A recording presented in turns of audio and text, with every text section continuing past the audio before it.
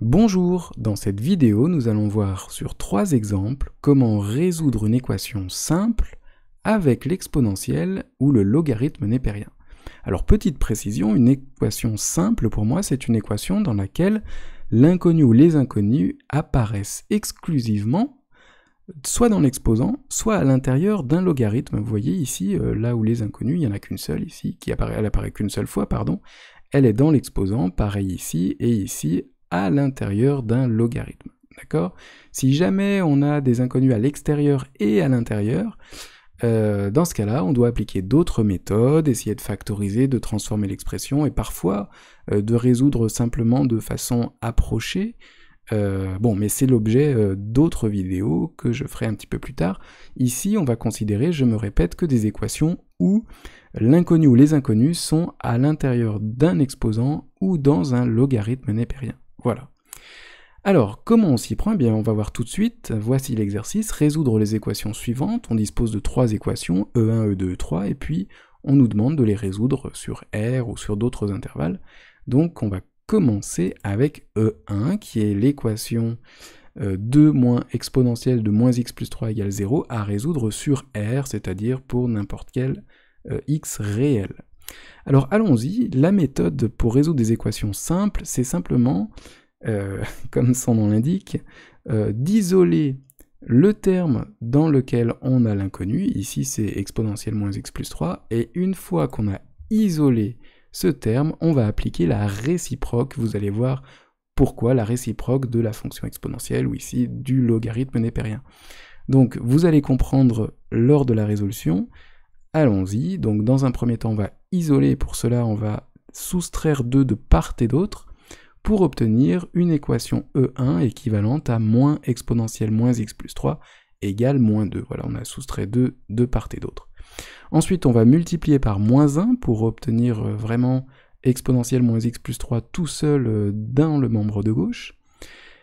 Et maintenant, on arrive à une étape où on est un petit peu bloqué, on ne peut plus ajouter, multiplier, diviser, soustraire de part et d'autre, et donc on va appliquer la réciproque de la fonction qui apparaît ici, qui est la fonction exponentielle. Donc on va appliquer le logarithme népérien à gauche et à droite. Je vous rappelle que quand on fait une opération lors de la résolution d'une équation, si on la fait à gauche, on la fait à droite, si on la fait à droite, on la fait à gauche, bref, il faut absolument respecter cet équilibre entre le membre de gauche et le membre de droite. Voilà.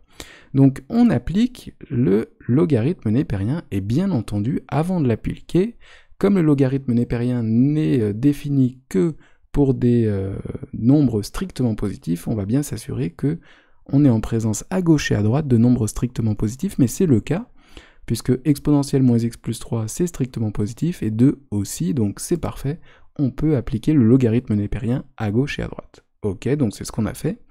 Et là vous pourriez dire, mais pourquoi on a fait ça? Finalement c'est beaucoup plus compliqué. Eh bien non, car on dispose d'une formule remarquable qui dit que ln de exponentielle machin, c'est égal à machin. C'est-à-dire, ln de exponentielle de n'importe quoi, et ben ça nous fait ce n'importe quoi. En d'autres termes, la fonction de logarithme népérien et la fonction exponentielle sont deux fonctions qui se compensent. Donc ici, on a ln de exponentielle moins x plus 3, et bien cette expression n'est rien d'autre que moins x plus 3. Voilà, il faut bien comprendre qu'on a appliqué la fonction réciproque.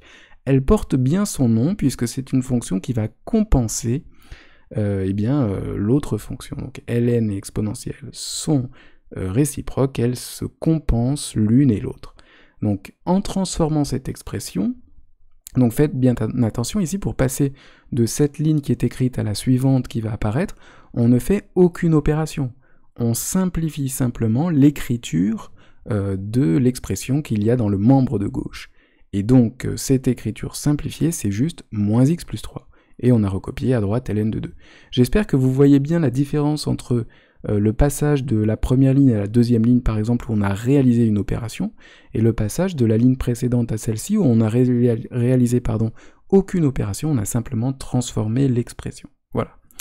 Donc, moins x plus 3 égale ln de 2, et qu'est-ce qu'on a gagné? Eh bien, on a une équation beaucoup plus simple, dans laquelle l'inconnue apparaît toute seule presque toute seule, disons, en tout cas on a une équation du premier degré. Alors il s'agit maintenant d'isoler l'inconnu, on va commencer par soustraire 3 à gauche et à droite, ce qui nous donne moins x égale ln de 2 moins 3, et on va enfin multiplier par moins 1 pour avoir x tout seul. En multipliant par moins 1 à droite et en appliquant la distributivité, on obtient x égale moins ln de 2 plus 3. Voilà, donc cette équation est résolue, l'unique solution de E1, c'est moins ln de 2 plus 3 qui fait environ 2,307. Bon, ce n'était pas demandé, mais autant donner une valeur approchée avec la calculatrice, ce n'est pas bien compliqué. Donc voilà la méthode de résolution, on va essayer de l'appliquer pour l'équation 2. Alors, c'est parti, on rappelle la technique, on isole le terme qui contient l'inconnu et on applique la réciproque. Alors, de quelle équation parlons-nous? C'est 3 moins 2 fois ln de 1 moins 4x égale 2, et on nous dit ici pour x inférieur à 0,25. Pourquoi? Eh bien tout simplement puisque le logarithme népérien n'est pas défini pour des nombres négatifs, et donc en fait si on ne choisit pas x plus petit que 0,25, 1 moins 4x va être négatif, et donc l'équation ne sera même pas définie. Donc on donne cette information pour dire que on ne cherche pas n'importe quel réel comme précédemment, mais seulement des réels qui sont plus petits que 0,25. Bon. Alors, allons-y pour la résolution. On commence par isoler le terme qui contient l'inconnu.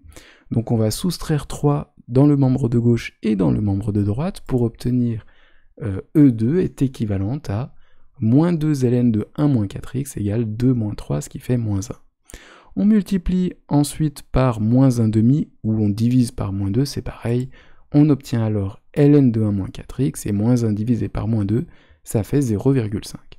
Donc on est arrivé là, comme tout à l'heure, à, disons, une impasse en quelque sorte, puisqu'on ne peut pas aller plus loin en multipliant par moins 1, ou en multipliant par n'importe quoi, en ajoutant, soustrayant, divisant.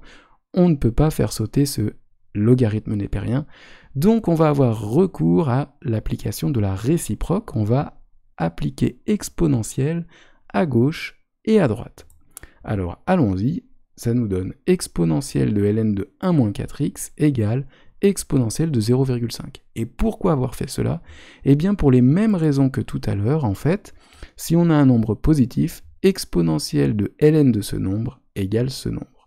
En d'autres termes, encore une fois, exponentielle de ln de quelque chose, ça fait ce quelque chose.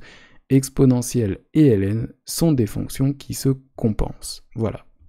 Donc ici, par rapport à tout à l'heure, on a rajouté la condition que le nombre doit être positif strictement, puisque on parle directement de ln de ce nombre-là, et donc voilà, on a cette condition qui est absolument nécessaire. Bien. Donc, allons-y pour la résolution. Exponentielle de ln de 1 moins 4x, si on applique cette égalité, ça nous donne exactement 1 moins 4x. Encore une fois, pour passer de cette ligne à celle qui va apparaître, on ne fait aucune opération, on simplifie simplement l'écriture du membre de gauche. Donc exponentielle de ln de 1 moins 4x, ça fait 1 moins 4x, et à droite, on recopie simplement. Nous n'avons fait aucune opération, mais une simplification. Et comme tout à l'heure, on se retrouve avec une fonction affine, donc on va essayer d'isoler le x en commençant par soustraire 1 à gauche et à droite. Ce qui nous donne moins 4x égale exponentielle de 0,5 moins 1, et en divisant par moins 4, on obtient x égale exponentielle de 0,5 moins 1 sur moins 4, et on n'aime pas trop avoir des dénominateurs négatifs, alors on va multiplier par moins 1 au numérateur et au dénominateur pour obtenir x égale 1 moins exponentielle 0,5 sur 4, mais on n'est pas obligé, hein, on peut garder cette expression. Et voilà, c'est terminé, on peut conclure, l'unique solution de E2, c'est x égale 1 moins exponentielle de 0,5 sur 4, ce qui fait environ moins 0,162, et on vérifie effectivement, on a bien trouvé une solution plus petite que 0,25, c'est parfait. Voilà pour cette équation numéro 2. Nous passons maintenant à l'équation numéro 3. Donc dans cette équation numéro 3, on n'a pas d'exponentielle, pas de logarithme népérien, mais une inconnue dans une puissance, dans un exposant. Et donc vous allez voir, c'est un peu la même méthode que pour l'exponentielle, à un tout petit détail près. Alors, on rappelle un petit peu cette règle, hein. On isole le terme dans lequel apparaît l'inconnu, on applique la réciproque. Alors vous allez voir qu'ici c'est pas exactement la réciproque, mais c'est pas grave, on n'est pas loin. Alors allons-y. On va commencer par isoler 2 puissance n, donc E3 devient équivalente en soustrayant 1 à gauche et à droite à 5 fois 2 puissance n égale 2560, c'est ce qu'on obtient quand on soustrait 1, très bien. On va maintenant diviser par 5 à gauche et à droite, on obtient 2 puissance n égale 512, et là on est bloqué, on va devoir appliquer la réciproque, et en fait, bon ben, ça ressemble un petit peu à l'exponentielle, c'est pas exponentielle x, c'est 2 puissance n, mais disons qu'on a bien l'inconnu dans un exposant, donc on va appliquer le logarithme népérien. Voilà. Alors vous allez voir pourquoi, c'est pas exactement la réciproque de la fonction qui a x associe 2 puissance x, mais c'est presque la réciproque. Alors regardez ça. En fait, avant d'appliquer le logarithme népérien, encore une fois, on va vérifier que les deux membres sont strictement positifs, ce qui est le cas ici. Et ensuite, on va écrire ln de 2 puissance n égale ln de 512. Alors ici, on n'a plus ln de exponentielle quelque chose qui nous permettait de dire que la fonction logarithme népérien et l'exponentielle se compensaient et donc disparaissaient en quelque sorte. Ici, on a ln de 2 puissance n. Mais qu'importe, on a une formule formidable qui nous dit que lorsqu'on dispose de deux nombres strictement positifs, alors ln de a puissance b, c'est b fois ln de a, c'est-à-dire que la puissance b apparaît, disons, devant le logarithme de a. Donc, eh bien, on va appliquer cette formule, que vous devez connaître, qui doit être écrite à plusieurs reprises dans votre leçon, ln de a puissance b égale b fois ln de a. Ici, c'est parfait, on a ln de a puissance b avec a et b qui sont tous les deux positifs. Donc, allons-y. Ln de 2 puissance n, ça va nous donner n fois ln de 2. Donc vous voyez, on a simplement transformé l'écriture, on n'a pas fait d'opération particulière, on a juste utilisé cette formule, ln de 2 puissance n, c'est n fois ln de 2, égale ln de 512. Voilà. Alors quel est l'intérêt de faire cela? Eh bien l'inconnu, contrairement à ce qu'il y avait précédemment, n'apparaît plus dans l'exposant, mais en facteur multiplicatif, et c'est beaucoup plus simple à résoudre, puisque maintenant, pour trouver la valeur de n, il nous suffit de diviser à gauche et à droite par ln de 2. Donc on obtient n égale ln de 512 sur ln de 2, qui nous donne 9. Alors pourquoi j'ai mis des n à l'intérieur dans cet exercice, pardon? Eh bien simplement parce que c'est un exercice qu'on peut vous donner quand on travaille sur les suites géométriques, et qu'on cherche la valeur d'un entier n tel que un égale une valeur donnée. Donc voilà, on s'aperçoit que les équations interviennent non seulement pour les fonctions, mais aussi pour les suites, et il faut savoir utiliser le logarithme népérien dans ce cas aussi.